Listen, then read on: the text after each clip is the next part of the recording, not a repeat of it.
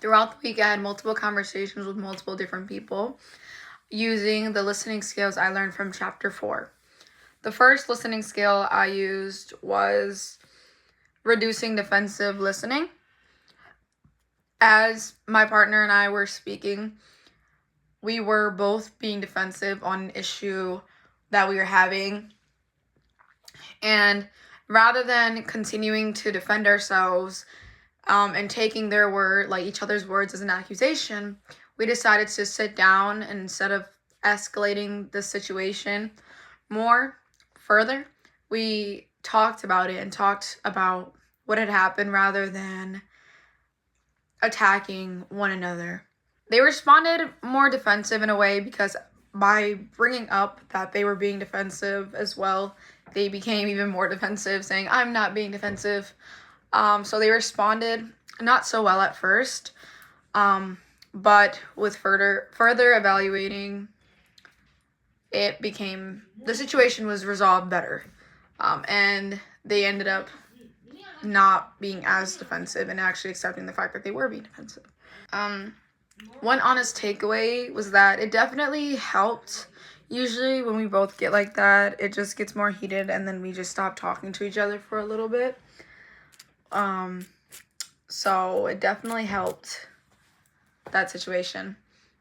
Another conversation I had actually happened with my mother. Using empathetic listening, my mom just told me that she didn't get the house that she wanted. Instead of being like, "Oh, it's okay, you'll get another one," I consoled her about it. She responded very nicely about it. She liked the fact that I wasn't just brushing off her feelings and saying it's going to be okay, and that erasing basically like everything she had felt. One honest takeaway about my listening is that it feels nice to listen and not have to put my own input. Sometimes I feel like I'm taking away from other people's feelings rather than using input. So I just felt that it's better without that. The next person I spoke to was my cousin. I used avoiding interrupting. I tend to do that a lot when I get excited or when I'm 100% down to do something for someone, especially when it's a favor. My cousin was asking me for a ride to therapy, and instead of being like, "Oh, great, yeah, I can definitely do that," I reflected and listened to their needs and the times that they needed me to take them. And I told them I wasn't going to be able to because of other schedule conflicts, which I would have forgotten about had I not listened and, just jumped the gun and said, "Yes, I can do that for you," which is good because I didn't put myself in an awkward position to just disappoint her later on, because I've done that a couple times. They responded good. They were not upset about it. They'd rather know now so they can get another ride rather than just find out later. And one honest takeaway about my listening is that it is better to just reflect instead of just going straight into something when you haven't really thought everything out. It's better to not act impulsively.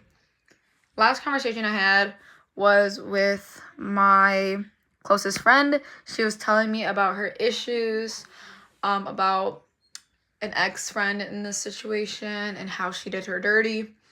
And I practiced recalling. So she was telling me events and that I was repeating them, making sure that the certain things did happen. And I was also recalling events from the past about what the things she did, just to remind her that I'm listening and that she deserves better. So that, because sometimes with time you forget the bad things that happened. She responded nicely. She was very happy with the feedback. Seemed like she recognized that I was listening. And honest takeaway is that it was nice. I felt like I showed her that I was a supportive friend.